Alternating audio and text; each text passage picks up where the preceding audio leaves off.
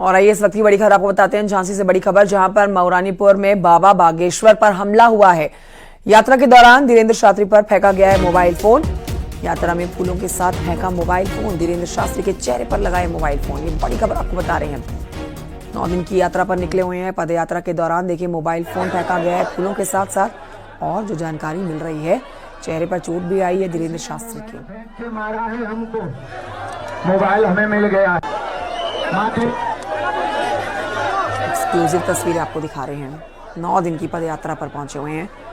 आज पदयात्रा का 5वां दिन। झांसी से गुजरती हुई ये पदयात्रा, जिस पर भारी संख्या में पदयात्रा के साथ जुड़ते हुए लोग और धीरेन्द्र शास्त्री की बातों को सुनते हुए लोग आगे बढ़ रहे हैं। झांसी से गुजरती हुई इस पदयात्रा में देखिए किसी शख्स ने फूलों के साथ एक मोबाइल फोन दे मारा। धीरेन्द्र शास्त्री के चेहरे पर ये मोबाइल फोन लगा है और सुन भी रहे हैं आप उनको। वो कह रहे हैं कि फूल के साथ ये मोबाइल हमारे को दे के मारा गया है, अब ये फ़ोन हमारा हो गया है। लेकिन देखिए ये बड़ा हमला आप कह सकते हैं। भारी संख्या में इस समय लोग सड़कों पर मौजूद हैं झांसी में, जो कि मऊरानीपुर से गुजरती हुई इस पदयात्रा का हिस्सा बन रखे थे। जहां पर बाबा बागेश्वर पर हमला जो हुआ है उसकी तस्वीरें भी हम आपको दिखा रहे हैं। एक्सक्लूसिवली ये तस्वीरें आप देख सकते हैं। बाबा बागेश्वर ना सिर्फ पदयात्रा बल्कि संभल में हुए अभी हिंसा के लिए भी सुर्खियों में रहे हैं। अश्विनी और जानकारी देंगे इस खबर पर। अश्विनी, ये तस्वीरें हम दिखा रहे हैं, बड़ा हमला हुआ है, गंभीर चोट आई है क्या बाबा धीरेन्द्र शास्त्री को? क्या कहा जा रहा है, कौन था वो शख्स जिसने ये फोन देके मारा है? देखिए अभी तक उस शख्स की आइडेंटिफाई नहीं हो पाया। उसका मोबाइल जरूर कब्जे में ले लिया गया है। बताया जा रहा है कि बाबा पदयात्रा निकाल रहे थे, इसी दौरान एक मोबाइल काफी तेज आकर के बागेश्वर धाम के चेहरे पे लगता है और वो मोबाइल भी पकड़ लिया जाता है। ये निश्चित रूप से सुरक्षा में बहुत बड़ी चूक है। जिस तरीके से हुजूम उमड़ रहा है और इस संभल की घटना को लेकर जिस तरीके धीरेन्द्र शास्त्री कड़ी प्रतिक्रिया दे रहे हैं, उसको लिहाज से कहीं ना कहीं मोबाइल फेंकने की जो घटना है उसको देखा जा सकता है कि मोबाइल जानबूझ करके फेंक करके मारा गया है। सुरक्षा व्यवस्था में बड़ी चूक सामने आई है। नहीं, बट आप भी अश्विनी, आप भी इस पदयात्रा के साथ आगे बढ़ रहे हैं, क्योंकि आप लगातार जानकारी हमें दे ही रहे हैं, तस्वीरें दिखाई रहे हैं। तो ये जो पदयात्रा चल रही है, अब इस शख्स की धरपकड़ के लिए आगे कार्रवाई की जा रही है, नहीं की जा रही है? क्योंकि पंडित धीरेन्द्र शास्त्री तो देखिए आगे बढ़ रहे हैं, उनके लिए पदयात्रा महत्वपूर्ण है और वही मायने रखती है, इसलिए उन्होंने फोन उठाया और वो आगे चल पड़े। लेकिन ये सुरक्षा में एक बड़ी चूक है, ये जानना बहुत जरूरी हो जाएगा। कौन था वो शख्स जिसने ये हमला किया है धीरेन्द्र शास्त्री पर? भैया कंचन, एक बात आपको बता दूं, यहाँ से जो सुरक्षा व्यवस्था में चूक बड़ी है, क्योंकि जिस तरीके से प्रतिक्रिया धीरेन्द्र शास्त्री संभल को लेकर दे रहे, खासतौर से हिंदुओं की एकता को लेकर के दे रहे हैं, वो बहुत बड़ी चूक है। कि आज पहला हमला मान सकते हैं कि पहला हमला हुआ है।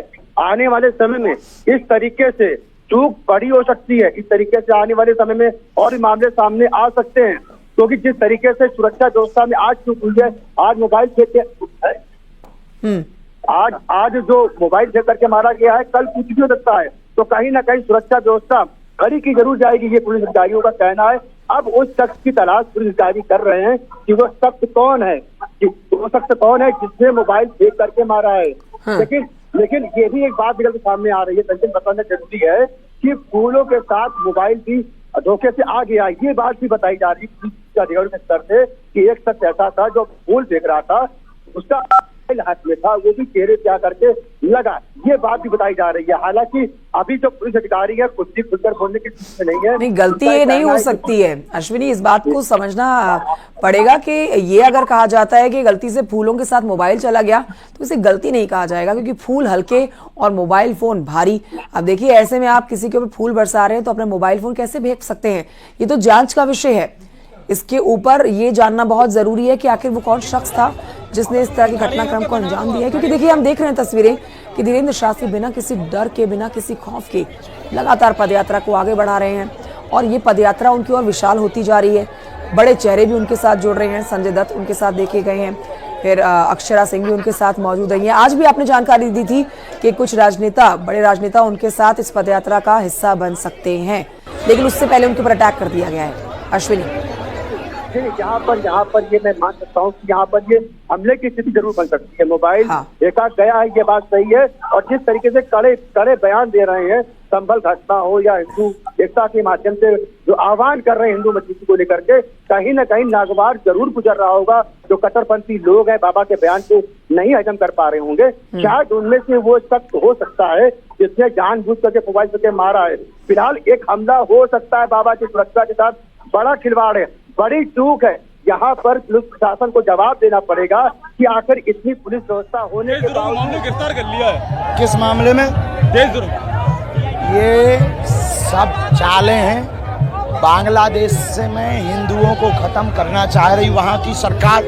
वहाँ के हिंदू बुजदिल हैं, उनको तुरंत एक होकर सड़कों पर आकर वहाँ विरोध करना चाहिए और उनको तुरंत छुड़वाना चाहिए और इस प्रकार का कृत्य करने वाली सरकार को मुंह तोड़ जवाब देना चाहिए। बांग्लादेश की सरकार को गलत है। वहाँ के हिंदू अगर कायर ना हो, बुजदिल ना हो, हमारा वीडियो अगर उन तक पहुँचे, वहाँ के हिंदुओं को तुरंत एक होकर के अपनी ताकत दिखानी चाहिए, तभी काम चलेगा। इसीलिए तो हम इस देश के हिंदुओं को बचाने के लिए पदयात्रा कर रहे हैं। बांग्लादेश में ये हाल है तो उनके पास तो ऑप्शन है कि भारत के हिंदू हैं, पर भारत के हिंदुओं के पास कोई ऑप्शन नहीं है अगर इन पे हमले होंगे। जी आपकी यात्रा है ये एक हिंदुओं को एक करने की है, इसके बाद अनुरोध यात्रा चलती रहेगी क्या? पूरे देश में चलती रहेगी, हम रुकेंगे नहीं जब तक हिंदू एक नहीं होगा। राष्ट्र में अपनी संस्कृति, हमको इस देश में 100 करोड़ हिंदुओं में 1 करोड़ हिंदू वो चाहिए जो कट्टर हिंदू हैं। हमारा जो प्रपोजल है, हम आने वाले 1000 वर्षों तक इस देश के सनातन की रक्षा के लिए कार्य करके जाएंगे अगर हमको मात्र 1 करोड़ कट्टर हिंदू मिल गए तो। क्योंकि एक बागेश्वर बाबा से हिंदू नहीं बचना है, हमको 1 करोड़ बागेश्वर बाबा चाहिए, फिर इस देश का नया इतिहास हो। हमारे देश में जय हिंदू की कमी नहीं है।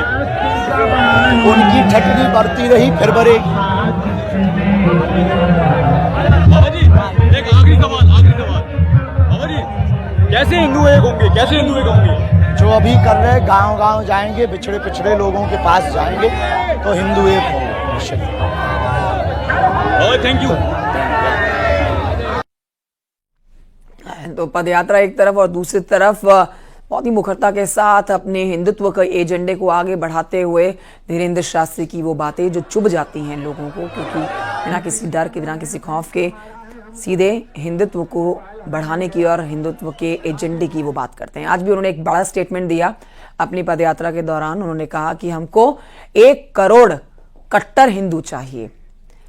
1 करोड़ कट्टर हिंदू जब मिलेंगे तो ये धर्म, ये देश सुरक्षित हो जाएगा। अब इसी तरह की बातें जिसको लेकर कहा जा सकता है कि उनके ऊपर यह अटैक किया गया है। अश्विनी लगातार हमें जानकारी दे रहे हैं। अश्विनी, ताजा अपडेट क्या है? ताजा जानकारी दें।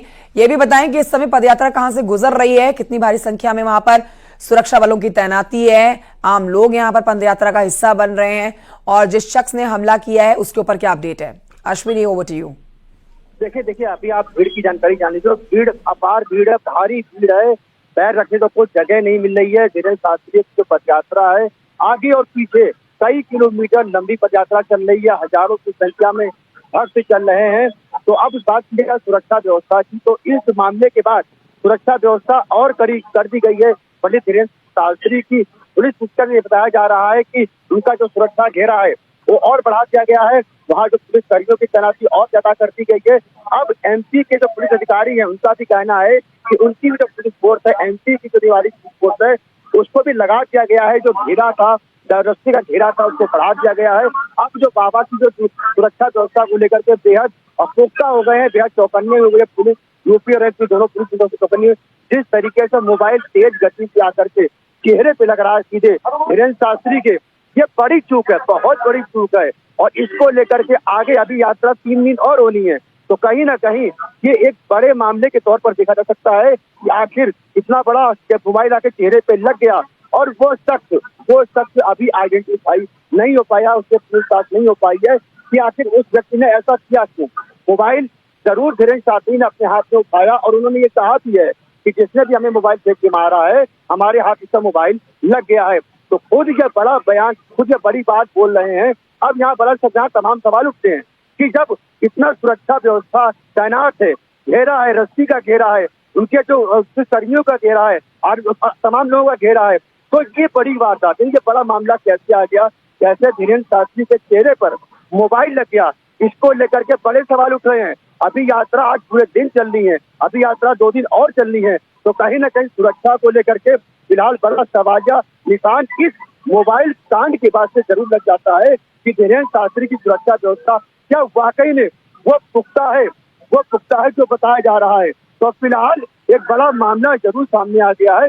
अब यहाँ से देखने वाली बात जो होगी कि ये जो मोबाइल लगा है चेहरे पर, ये मोबाइल क्यों लगा है, जानबूझ के मारा गया है, हमला हुआ है या कोई और वजह है। पुलिस अधिकारी अब तक इसमें कुछ बोल नहीं रहे हैं, कुछ बता नहीं रहे हैं। आखिर बताएं आकर के कि सुरक्षा में चूक हुई कैसे, किसने ऐसा जानबूझ के क्या, ये जानबूझ कर तो नहीं हो सकता है।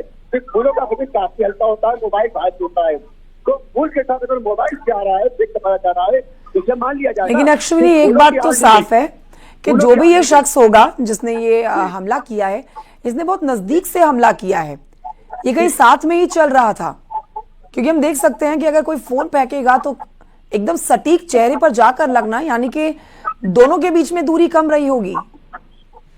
बिल्कुल, देखिए बता दूं, फूलों की आड़ में मोबाइल फेंक के मारा जा सकता है, ये संभावना है, ये बिल्कुल संभावना है कि अगर किसी को हमला भी मान ले तो फूलों बिल्कुल। और यही चिंता वाली बात है कि फूलों की आड़ में ना सिर्फ मोबाइल बल्कि और भी कुछ हाथ में लेकर अटैक किया जा सकता है, इसीलिए सुरक्षा में इसको एक बड़ी चूक कहा जा रहा है। कौन है ये शख्स जिसने धीरेन्द्र शास्त्री के ऊपर अटैक किया है, अब इसके ऊपर देखिए इस